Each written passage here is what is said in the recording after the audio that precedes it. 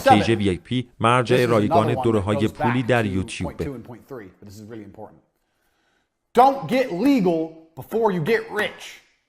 This is super important.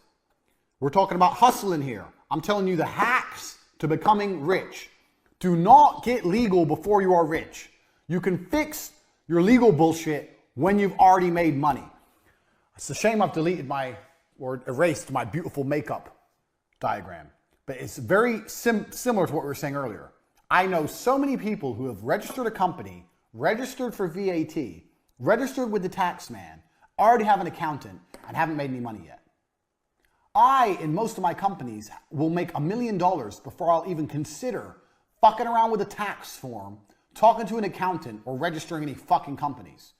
All that shit is on the later base until you have proved the viability of your company and you have money coming in.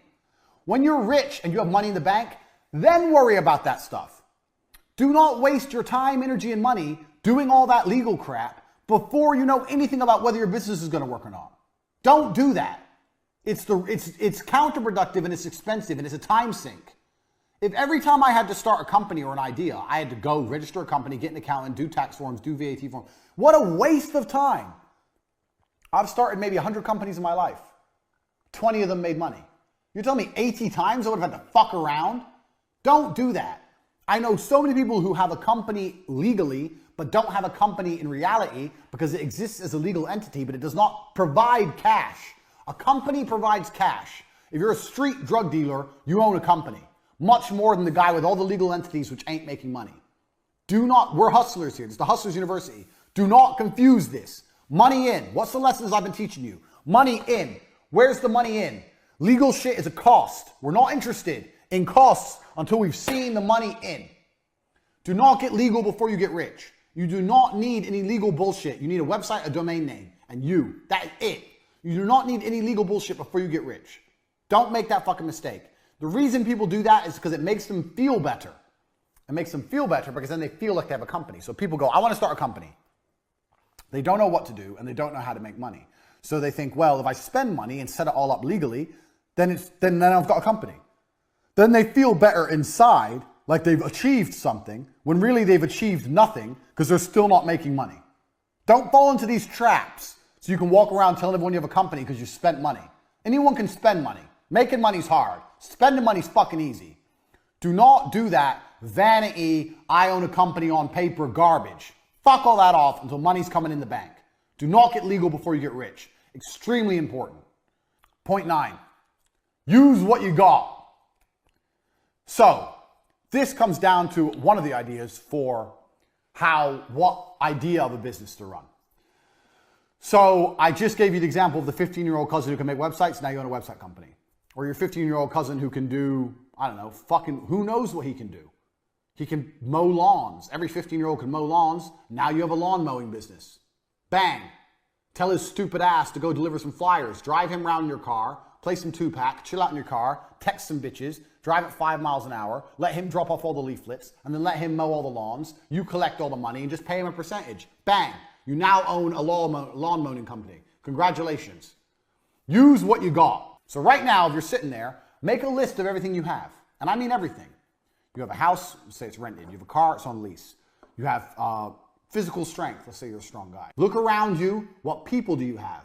Does your old mother need a new job? Maybe she's at home and she's bored and she wants to, maybe she'll mail things for you. I don't fucking know. Do you have cousins, nieces, nephews? Do you have a girlfriend who has nothing to do? Use what you have. People, things you have. Make a fucking long ass list. And you'll start thinking of ideas, business ideas. And they're going to come to you like the strip club came to me. But then you're going to sit there and go, okay, this is a good idea, but I can't afford that. But then you're going to go back to the other lessons I've taught you. Okay, this is how much it would cost to set up that way. But how can I get the money in that this would generate without all the costs? And if you do that and you sit there with a piece of paper and you write everything down and you stick to the principles I've taught you so far about how to start businesses, you may find a business you can start for a couple grand. You've already got your staff, a couple grand, you got an idea, you try it. Doesn't work, lost a couple grand. Does work, bang, you're rich. That simple. If it starts to work, speed, more. Lesson 1. It's really not that complicated. This is how hustlers get rich. It's really, really simple. So, Use what you got. A lot of you already have things you can use, you just don't use them. Uber's another one, man. Uber's a fucking perfect one. So, I know Uber doesn't pay very much at all. I know that. But, you know what everyone loves to do when they first get their driving license? Drive. Maybe you have a 17-year-old cousin or some shit, he's just learned to drive. Get his ass on Uber. Rent a car. Find a way to rent a car with unlimited mileage per month. Tell him he's going to do 10 hours of Uber a day to train how to drive. Lie to his ass and say that in the Uber app, you can track and make sure he ain't breaking the speed limit so he drives safe. Put his ass on Uber, pay for his gas, and give him half the money and keep half for yourself. Bang. Done. Set him up. Get him ready. This is shit. I didn't plan. I'm just telling you things off the top of my head. Because this is how I think as a hustler. I don't need to sit and think. I just know there's money. And I find a way to get the money. That's how I am. So right now, you've got cousins out there who aren't driving Uber. If you can convince them to drive Uber, well then why don't they do it without you? Easy. You can talk some shit. Make some shit up. Hey, have you got an Uber account? No. I'll set it all up for you because it's complicated and there's some tax. I'll handle the tax. Don't pay no tax. Just lie. Blah, blah, blah. Get them an Uber. Get them in cars. Bang, bang, bang. Take the money. Done. What are you waiting for? Use what you got. You've already got people, there's cars, there's things happening. You're just not doing anything. Look around, make a full list of what you have, stick to the business principles, and find a way to get money in without spending money out. And you won't lose. From my webcam company, which ended up generating over $7 million, I never once, ever spent money that I hadn't made.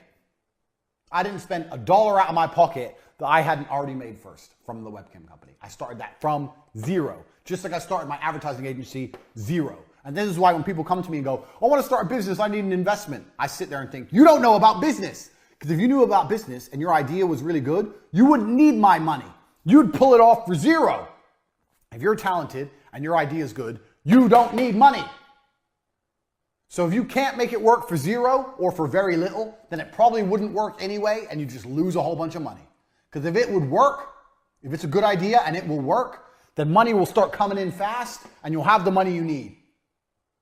If no one's sending you money in to give you the money you need, then the idea doesn't work anyway. Think about it. Use what you've got. You've already got shit out there, you're just lazy. Point 10, staff.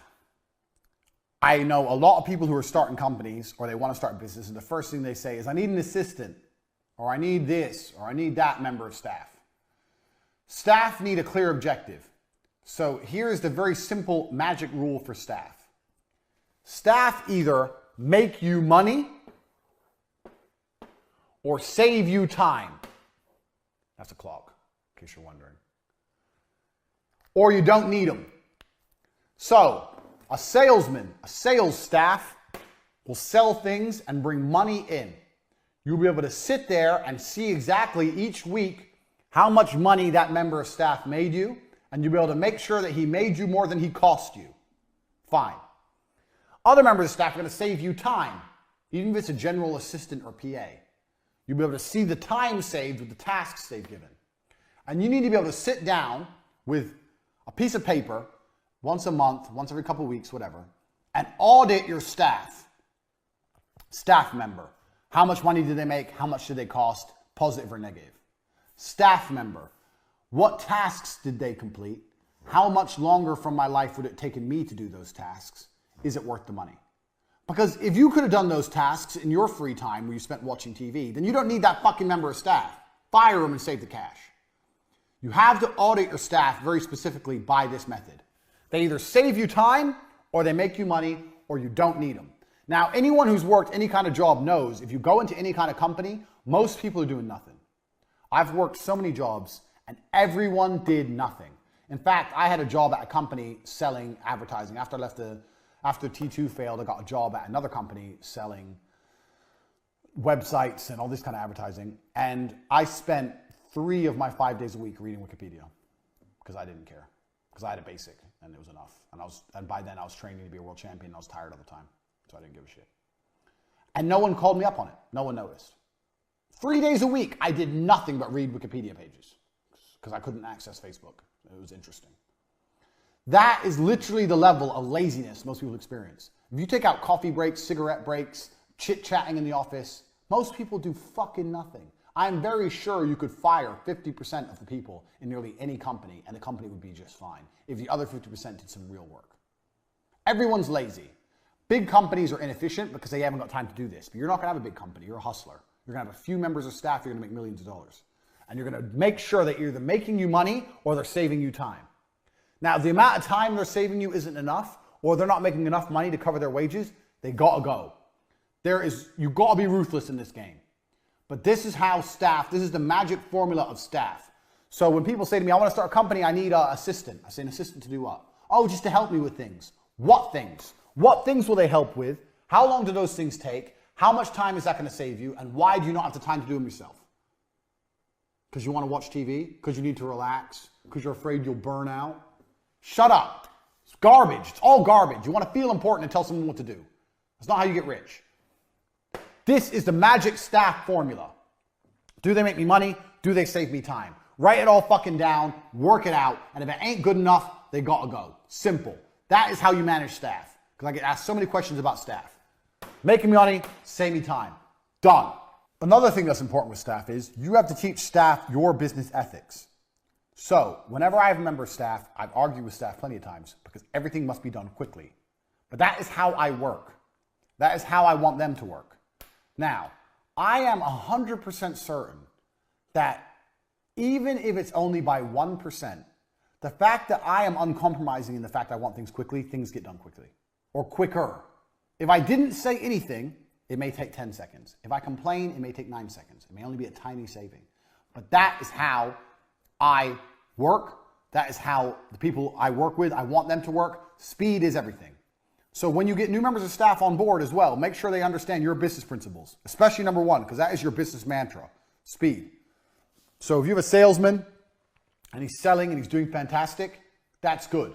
You can sit him down and say, you know what, you're doing a fantastic job, you're making lots of money. I'm very, very proud of you. Look, you're making this, you've done really well, you're making target. There's only one thing I want to talk about, is how quickly you work.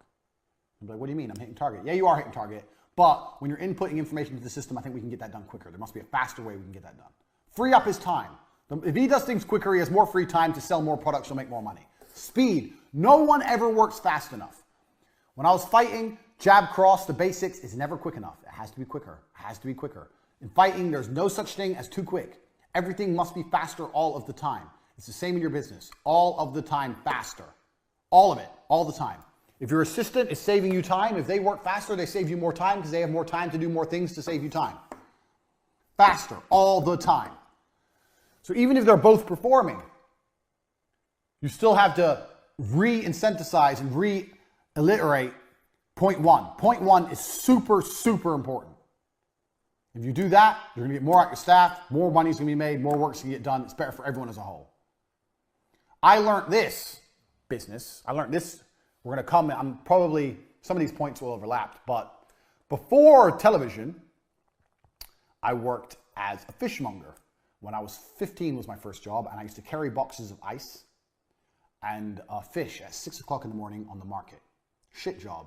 In the middle of winter, you're carrying ice, 6 in the morning, it's -5, it's horrible. Your hands are shaking, it's a horrible job. And I got paid no money, but I did it because I wanted money. So if I'll do that at 15, your 15-year-old nephew will make a fucking website. So I used to get up at 5, run from where I lived in Luton to the town center market, run, because I didn't have a fucking car, work 10 hours, and then run home. That's how much energy you have when you're young. That's what I did. And the person I worked for was my uncle. My uncle worked there, his name was Keith, and he always used to tell me, faster, faster, faster, faster. And I was always trying to move these boxes of fish as quickly as possible. And when I was moving all the boxes, I'd say, yeah, but if I finish it all, what's the rush? I'm here till 5 o'clock. He goes, no, faster, faster, faster. He'd always push me to finish it. And then if I finished everything, I'd have maybe 3 hours left. If I walked, it would take me to 10 hours. If I ran like crazy, it would take me 7 hours. So I'd have 3 hours spare. I say, now what do? He goes, there's always work to do. Find work to do. I go, what do you mean find work to do? He goes, find work to do. Find work. If I see you standing around, I'm going to get angry. Find work. That's what he used to say. I'd end up sweeping the floor or wiping the walls, cleaning the walls, some dumb shit. But he was right. And we're going to come to this point later on. If you do things quickly, you have more time to find work to do. And finding work to do adds up. I swept the floor, I wiped the walls. Maybe someone came in, saw the nice, clean, pristine walls and bought some fish they wouldn't have otherwise bought if there was a tiny mark on the walls. Who knows? The point is, the work got done quicker because I was being pushed to be fast. It got done, and then more work happened. Even if it was menial work, more work happened in the same time frame. More work got done. That made me more valuable as a staff member. That's how he valued me. You've got to be the same. Right. That's the first 10 lessons. We have 90 more. The first 10 lessons of the Hustlers University. I bet you're sitting there already and your mind's blown. You're sitting there like, whoa, I've learned so much. I didn't think of it that way. Tate, you're a genius. I know. We have 90 more. We've just begun. If you've watched this video once, I recommend watching it 2 or 3 times. These things need to sink in like second nature to you. You need to be able to recite them one by one. We've talked about how you start companies, what you prioritize in a company, how you make sure everything's done quickly and why that's so important, how you manage staff, how you find ideas to launch companies, what members of staff you can get. We've covered all this in the first 10 points. This alone is enough. This alone is worth the value of what I've taught you. And we've just begun. The first 10 points of the Hustlers University. If you watch this video, I recommend you watch it 2 or 3 more times before you even move on to number 2. If you want to move on to number 2, do it. But you need to pay attention to these because they are the basis of everything I'm going to teach you here on after.